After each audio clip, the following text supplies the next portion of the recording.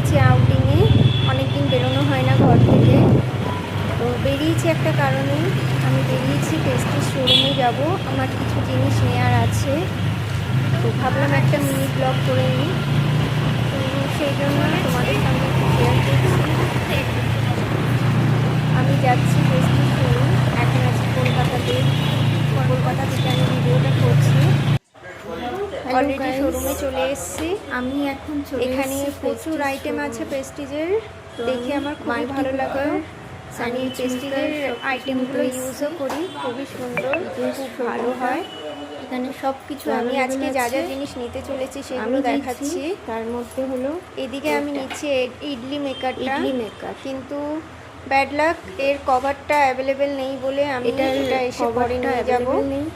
পরে এসে নিয়ে যাওয়া হবে। এর সঙ্গে আমি যেটা নিতে চলেছি সেটা হলো স্যান্ডউইচ গ্রিল। এই স্যান্ডউইচ গ্রিলটা আমি নিতে চলেছি কারণ এটা পেয়ে যাব।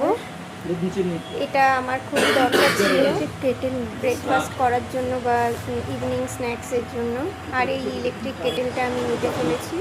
প্যাকিং হচ্ছে।